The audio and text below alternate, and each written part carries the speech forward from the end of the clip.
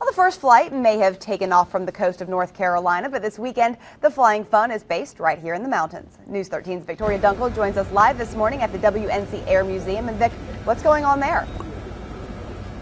Well, they're getting ready to host their annual air fair, and I got to tell you, this is a family favorite for us. We come here all the time, including during the air fair, because they open up this amazing museum and welcome guests to come in and really learn about the amazing history that has such a tie to our state.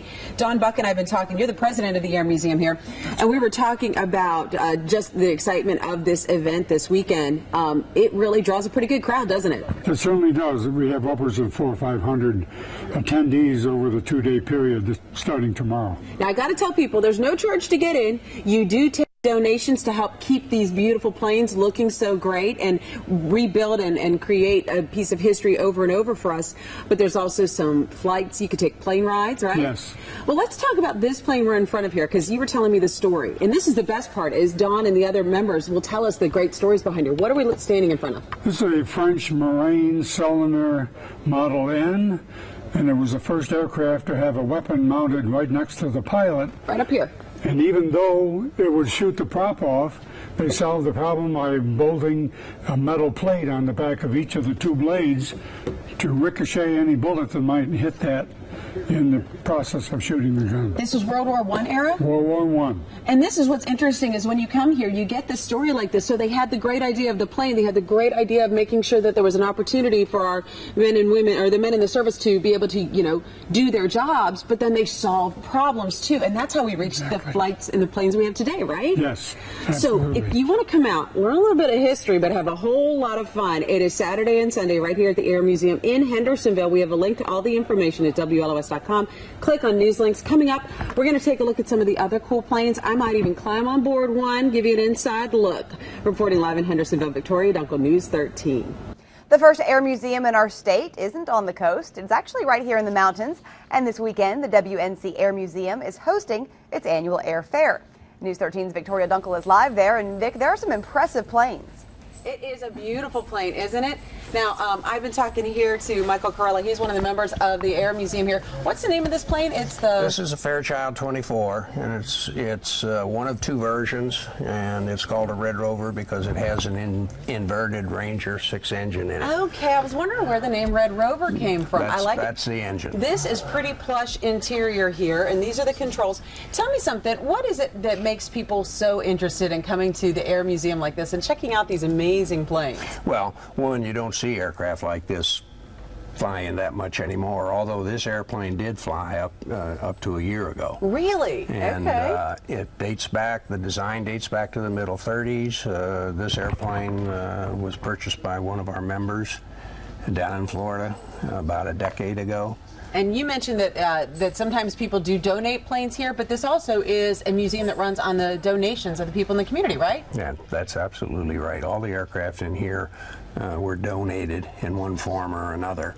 And this is probably the finest aircraft in it. And as you get in it, you saw that, well, it's plush. Compared to any of the others, it is. This was a Cadillac of general aviation aircraft in that period of time of the 30s and the early 40s.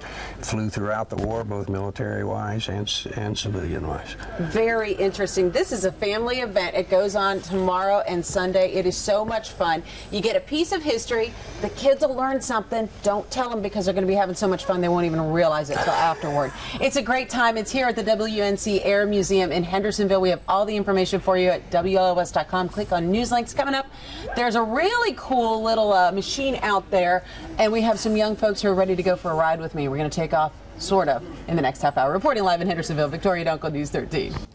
Well, our fascination with flight is something that starts when we're kids, and for many of us, it never goes away. News 13's Victoria Dunkle is live with a preview of some family fun centered around flight this weekend. And Vic, it's the WNC Air Fair, right? It is. It's right here at the WNC Air Museum in Hendersonville, and I'm standing in front of one of the beautiful classic planes that are here. Philip Packer's here with me, and he's part of the museum team here. This is an all-volunteer team that really just loves flight and everything about it. What are we standing in front of? What is this? This is an original Heath parasol.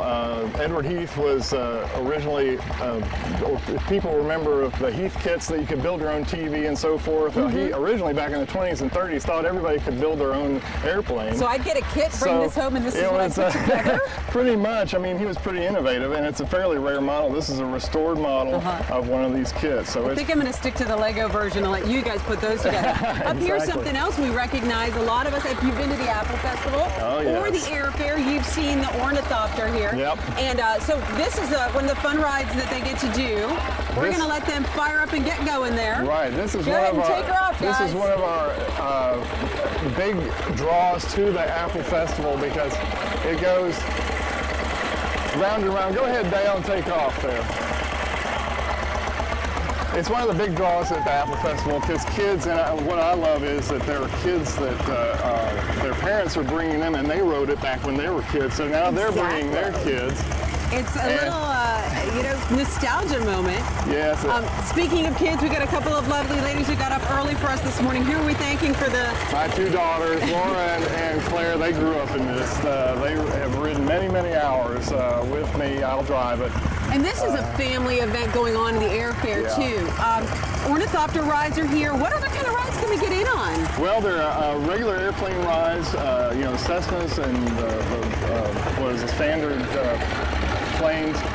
Rides there for $30 a person. If you haven't flown before, it's a nice way to get into it. Hey, that's better than the airfare that's going to be offered these days. So you can get in on the flights, you can get in on the fun, you can get in on all the excitement, and we'll be back with another trip. This time, I'll do my best Amelia Earhart impersonation.